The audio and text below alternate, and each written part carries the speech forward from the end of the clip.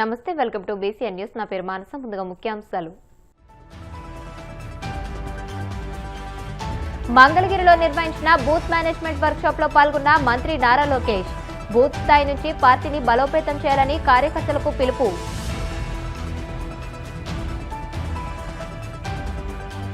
గ్రామాల సర్వతోముఖాభివృద్ధే కూటమి ప్రభుత్వ లక్ష్యమన్న ఏలూరు ఎంపీ పుట్ట మహేష్ కుమార్. ఉంగుటూరు, నిడమర్రు మండలాల్లో పలు అభివృద్ధి పనులకు శంకుస్థాపన.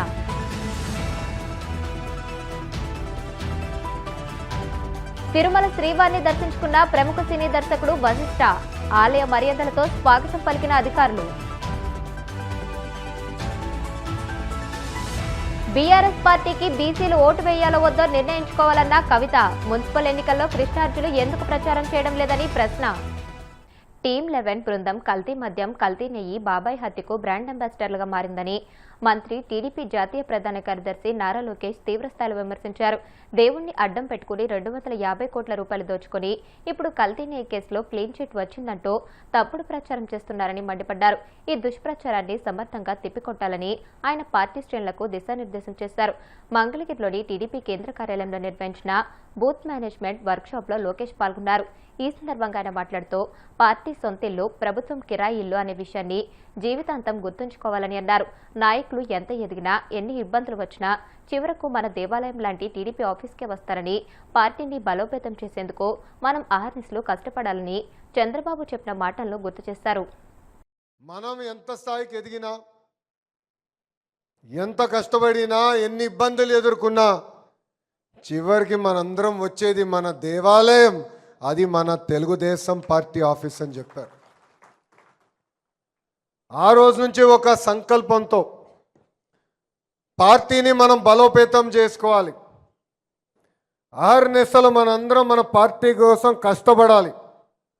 ఈరోజు సమాజంలో మన గౌరవం దక్కుతుందనా, మనం ప్రభుత్వంలో మన గౌరవం దక్కుతుందనా, ప్రభుత్వంలో మనకి పదవి వచ్చిందంటే దానికి కారణం మన పార్టీ అని మనందరం గుర్తుపెట్టుకోవాల్సిన అవసరం ఉంది.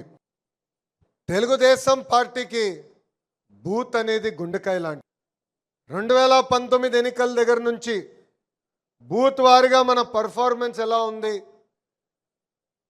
వేవ్ వచ్చిన కొన్ని కారణాల వల్ల మనం బూతులు గెలవట్లేదే, దానికి కారణాలు ఏంటి, గ్రామ స్థాయి నుంచి కాదు బూత్ స్థాయి నుంచి పార్టీకి మళ్ళీ మనం పునర్నిర్మాణం చేసుకోవాల్సిన అవసరం ఉందని లక్ష్యంతో ఈ కార్యక్రమాన్ని అందరం చేయబడటం జరుగుతుంది. ఎప్పుడైతే బూతులు బలంగా ఉంటే అప్పుడే తెలుగుదేశం పార్టీ అనేది బలంగా ఉంటుంది. ఇక్కడ ఎంతోమంది సీనియర్లు ఉన్నారు, ఇక్కడ చాలామంది ఫ్రెషర్స్ కూడా ఉన్నారు.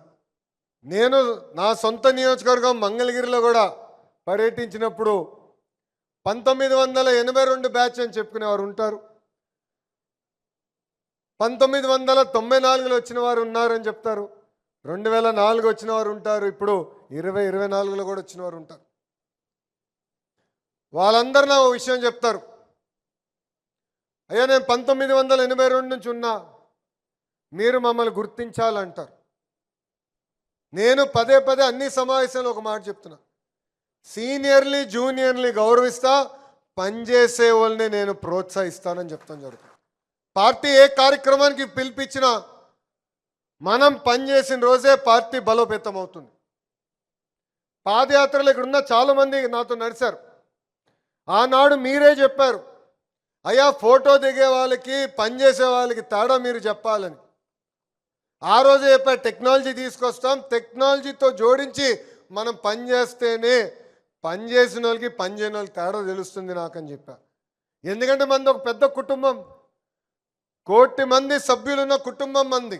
పార్టీ వ్యవస్థ నుంచి పార్లమెంట్ పార్టీ వ్యవస్థ తీసుకొచ్చేదానికి 2 సంవత్సరాలు నేను పాలిట్ బ్యూరోతో పోరాడా, 10 సార్లు మాట్లాడా, సీనియర్లతో చర్చించా. నేను అనుకుంది సాధించే వరకు వదిలిపెట్టలా. మీరు కూడా పోరాడాలి, మాట్లాడాలి, మండల స్థాయిలో మాట్లాడాలి, నియోజకవర్గ స్థాయిలతో మాట్లాడాలి, పార్లమెంట్ స్థాయిలో మాట్లాడాలి, అవసరమైతే ఇన్ఛార్జ్ మంత్రితో కూర్చోవాలి, చర్చించాలి. మనం అనుకుంది సాధించే వరకు వదిలిపెట్టకూడదు. ఇది గుర్తుపెట్టుకోవాలి. అంతేగాని అలిగి ఇంట్లో పడుకుంటే నష్టపోయేది మనమే. కోవిడ్ కన్నా దారుణమైన జబ్బు ఒకటి ఉందండి. ఆ జబ్బు అలక.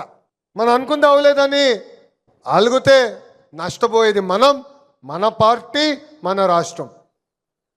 5 సంవత్సరాలు ఎంత నష్టపోయాం మనందరం చూసాం. కార్యకర్తగా మనం నష్టపోయాం, ఆంధ్ర రాష్ట్ర ప్రజలు నష్టపోయారు. ఒక అలకవల.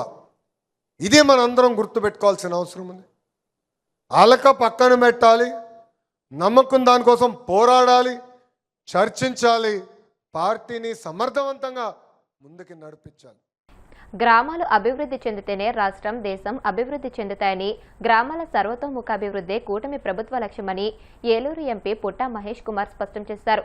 ఉంగుటూరు మండలం అక్కుపల్లి, గోకవరం, గుల్లగూడెం, పందిరెడ్డిగూడెం, నీలాద్రిపురం, ఎర్రమల్ల, చింతాయిగూడెం, నిడమర్రు మండలాల్లో అడవికొలను గ్రామాల్లో MP Putta Mahesh Kumar, Unguturu MLA Pachimatla Dharmaraju, AP Apcob chairman Ganni వీరాంజనేయులతో కలిసి సుమారు 20 కోట్ల రూపాయల ఉపాధి హామీ నిధులతో శ్మశాన వాటికల్లో మౌలిక సదుపాయాల కల్పనకు భూమి పూజలు నిర్వహించారు. శిలాఫలకాలను ఆవిష్కరించారు. ఈ కార్యక్రమంలో బీజేపీ ఇన్ఛార్జ్ సర్నాల మారుతీరాణి, స్థానిక ప్రజాప్రతినిధులు, అధికారులు, కూటమి నాయకులు పాల్గొన్నారు.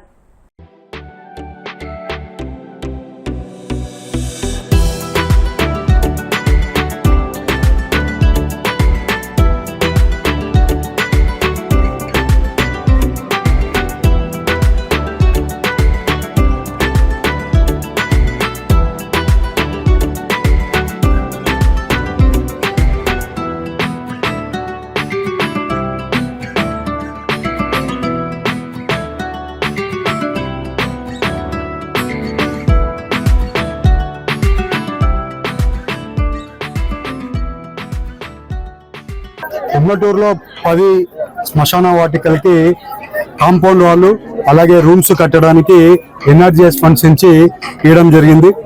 అదే రకంగా ఇవాళ ప్రతి దగ్గర ప్రతి పనుల్లో ఎక్కడెక్కడ ఇచ్చామో అక్కడంతా కూడా ఫౌండేషన్ వర్క్స్ స్టార్ట్ చేస్తున్నాం. అన్ని కూడా తొందరలో పనులు చేయడానికి కూడా ముందుకెళ్తున్నాం. ఇవాళ కాన్స్టిట్యున్సీ అన్ని కూడా కలిపి 5-6 కాన్స్టిట్యున్సీలో కలిపి ఇవాళ వరకు 58 బరియల్ గ్రౌండ్స్ ఇచ్చాము. ఆ బరియల్ గ్రౌండ్స్ లో ఇక్కడ కూడా 10 బరియల్ గ్రౌండ్స్ చేయడం జరిగింది. అదే రకంగా ఉంగటూరులో ఎలాంటి పని ఉన్నా కూడా ఆంజనేయులు గారైనా కానివ్వండి, ఎమ్మెల్యే గారైనా కానివ్వండి, ప్రతి ఒక్కటి ఫాలోఅప్ చేసుకుంది. ఏదైనా అభివృద్ధి కార్యక్రమాలు ఉన్నాయంటే అది ఎలాగైనా వెంటబడి పని చేయించుకుంటున్నారు. అదే రకంగా మన అందరం కూడా కూటమి కూడా అన్ని కూడా అభివృద్ధి కార్యక్రమాలు చేయాలి. అన్ని పక్క రోడ్లు ఇవాళ మీరు చూస్తే ఇప్పుడు మేము వచ్చిన రోడ్డు కూడా ఏదుందో అది కూడా ఎమ్మెల్యే గారు శాంక్షన్ పెట్టారు. వచ్చే రోజుల్లో ఆ రోడ్డు కూడా కంప్లీట్ అయిపోతుంది. ఇంకా చాలా అభివృద్ధి కార్యక్రమాలు చేస్తున్నాం. ఆర్ఓబీలు, మన ఉంగటూరు ఆర్ఓబీలు అన్ని కూడా వచ్చే నెలలోనో ఇంకొక 2 నెలల్లో వర్కులు కూడా స్టార్ట్ చేయబోతున్నాం. అలాగే ఏ సమస్య ఉన్నా కూడా ఢిల్లీలో అయినా కానీ ఇక్కడ తీసుకొని వచ్చి ఇక్కడ ఉండే సమస్యలన్నీ కూడా మాట్లాడుతున్నాం. ఎలాంటి పని ఉన్నా కూడా మా ఉద్దేశం ఏంటంటే గ్రామాలు అభివృద్ధి చెందాలి, గ్రామాలలో బాగుండాలి. గ్రామాలలో బాగున్నాయంటే పట్టణాలు బాగుంటాయి, పట్టణాలు బాగున్నాయంటే రాష్ట్రం బాగుంటుంది, రాష్ట్రం బాగుందంటే దేశం బాగుంటుంది. అందుకని ఎప్పుడు కూడా లేనంత ఈసారి బరియల్ గ్రౌండ్స్ కూడా, ఎందుకంటే బరియల్ గ్రౌండ్స్ ని నెగ్లిజెన్సీ చేస్తున్నాం. అండ్ బరియల్ గ్రౌండ్స్ లో కూడా చాలా వరకు అందరూ అడుగుతున్నారు. ఎవరెవరు అడిగారో వాళ్ళందరికి కూడా ఈసారి ఇచ్చాం. ఇంకా వచ్చే 2 ఏళ్లలో అన్ని బరియల్ గ్రౌండ్స్ కి ఎవరెవరు నాకు అర్జీలు ఇచ్చారో అన్ని కూడా ఇప్పుడు ఇచ్చాం. ఇప్పటి వరకు వచ్చిన అర్జీల ప్రకారం అందరికీ బరియల్ గ్రౌండ్స్ ఇచ్చాం. ఇంకా వచ్చే సంవత్సరంలో అప్పటికే నాకు ఇప్పటికి 46 బరియల్ గ్రౌండ్స్ వచ్చినాయి. అవి కూడా అన్ని కూడా శాంక్షన్లు చేస్తున్నాం నెక్స్ట్ ఇయర్ కూడా. ఈ ఉంగుటూరు నియోజకవర్గంలో మన ఎంపీ గారి సహకారంతో 10 బరియల్ గ్రౌండ్స్ కి శాంక్షన్ చేయటం, అలాగే ఈ రోజున వాటికి శంకుస్థాపన చేసి త్వరలోనే సుమారుగా 2 కోట్ల వ్యయంతో అన్ని రకాల వసతులను కూడా ఇక్కడ ఏర్పాటు చేసే విధంగా ఒక కార్యాచరణని ప్రారంభించడం, అలాగే ఎంపీ గారి సహకారంతో కొన్ని రోడ్లన్నింటినీ కూడా తీసుకురావడం. ఇక్కడ అంటే సుమారుగా మనకి చేబ్రోల్ నుంచి మళ్ళీ మనకి ఈ కొత్త తిమ్మేపాలెం, కొత్తగూడెం, గొల్లగూడెం వరకు కూడా ఈ రోడ్ను కూడా మనం 3 కోట్ల రూపాయలతో శాంక్షన్ చేసాం. అలాగే మనకి ఇంకా అనేక కార్యక్రమాలని ఆర్ఓబీలు కూడా మన ఎంపీ గారి సహకారంతో 450 కోట్లు 6 ఆర్ఓబీలు కూడా ఈ ఉంగుటూరు నియోజకవర్గంలో ఏర్పాటు చేయడం, అలాగే మన ఎంపీ గారికి ఉంగుటూరు నియోజకవర్గ ప్రజలందరి తరఫున కూడా కృతజ్ఞతలు తెలియజేస్తాం. ముఖ్యమంత్రి చంద్రబాబు ఒక గేమ్ చేంజర్ అని, రాష్ట్రంలో సూపర్ 6 పథకాలు సూపర్ హిట్ అయ్యాయని ఎమ్మెల్సీ సి రామచంద్రయ్య పేర్కొన్నారు. కడప నగరంలో నిర్వహించిన మీడియా సమావేశంలో ఆయన మాట్లాడుతూ జగన్ అండ్ కో రాష్ట్రంలో శాంతి భద్రతలకు విఘాతం కలిగిస్తున్నారని ధ్వజమెత్తారు. వైసీపీ హయాంలో రాష్ట్రం అప్పుల ఆంధ్రప్రదేశ్గా మారిందని అన్నారు. రాష్ట్రాన్ని మళ్లీ గాడిలో పెట్టాలంటే అది చంద్రబాబుతోనే సాధ్యమవుతుందని అన్నారు. భారత బాధ్యత కలిగిన పౌరునిగా నేను ఒకలా చూడలేకపోయా. అబద్ధపై నేను ఈ విధంగా ఉండలేదని చెప్పాను. అదే అధికార పక్షం చేస్తున్న పాపాల్లో నేను భాగస్వామిని ఉండదలుచుకోలేదు. మౌనంగా ఉండి వాళ్ళు చేసే తప్పుడు పనులు అవినీతిని అంగీకరించలేదని చెప్పి బయటకు వచ్చేసి దాదాపు 111 లక్షల కోట్ల రూపాయల అప్పు కూరకపోయిన ఈ రాష్ట్రాన్ని బెయిల్అవుట్ చేయాలంటే ఒక కేపబుల్ లీడర్షిప్ ఉండాలి. అక్కడ ఉండే లీడర్షిప్ నాకుండే పరిస్థితులలో నేను ఆయన చూసా. అప్పుడు ఆయన సామర్థ్యం, ఆయన కనెక్టివిటీ ఇదం ప్రూవ్ అయింది కూడా. అది అతడే నాకు కనిపిస్తానట్లేదు. కొంతమంది నమ్మించిన నమ్మకం బట్ మెజారిటీ ఆయనకు వచ్చింది. అది ఎలక్షన్స్లో ఆయనకు అధికారం ఇచ్చారు. ఇది ఆయన అనుభవం ఎంత అవసరం ఉపయోగపడుతుంది. అంటూ స్ట్రైట్గా పోయేటువంటి పరిస్థితి లేదు రాజకీయాలు. ఆయన శక్తి కొద్ది ఆయన దాడి చేస్తున్నాడు. ఇక 18 నెలల్లో 20 లక్షలు దాదాపు పైసలకు ఇన్వెస్ట్మెంట్స్ ఇచ్చాడంటే మామూలు విషయం కాదు. వైలెంట్ అపోజిషన్ మాకు అవసరం. రౌడీలను పెట్టి పార్టీ నడపలేరు ఎవరు. ఏం సంవత్సరం జరుగుతున్నా చూస్తుంటే అది జుగుత్సాకరంగా ఉంది. తక్కువలాగా ఈ 18 monthsలో ఆంధ్రప్రదేశ్లో ధ్వంసమైన వ్యవస్థలన్నీ వేగంగా పుట్టుకున్నాయి. అన్డౌటెడ్గా ఒక ఫారిన్ ఫ్రెండ్ వచ్చాడు మొన్న, ఆశ్చర్యపోయాడు ఈ విధంగా డెవలప్మెంట్ జరిగింది ఆంధ్రప్రదేశ్లో. సకాలంలో ప్రభుత్వాలకు పెన్షన్లు సాలరీస్ వస్తున్నాయి. ఇంతకుముందు ఆ విధంగా వచ్చేది కాదు. మనతో జాతాలు పెట్టలేదు. ఎందుకు మాటలు పెట్టాలి? ఏంటి మాటలు వీళ్ళు మాట్లాడి నాకు అర్థం కాదు. the people of Andhra Pradesh expecting from the leaders like these people, Pawan Kalyan మాటలు అని చెప్పగలి లేదండి. ఇటువంటి వాళ్ళని ఎంకరేజ్ చేసి జగన్ ఎటువంటి పార్టీ ప్రజలు అర్థం చేస్తారు. ప్రతి ఒక్కరి కులం ఉంది, అంబేద్కర్ కులం ఉంది,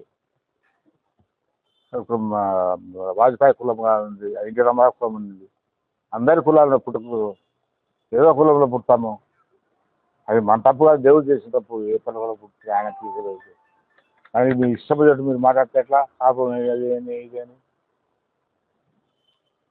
కాపు చేసేంత మాత్రం ఎంత తప్పైనా రాష్ట్రం మళ్ళీ ఎస్సీ చేసినంత మాత్రం చూసేయటం ఏంది ఇది? మీరు చేసిన తప్పులు లెక్కలేగలవు. అర్థం చేసుకొని ఎనగైనా ఇంట్రావర్ట్ ఆలోచించాలి.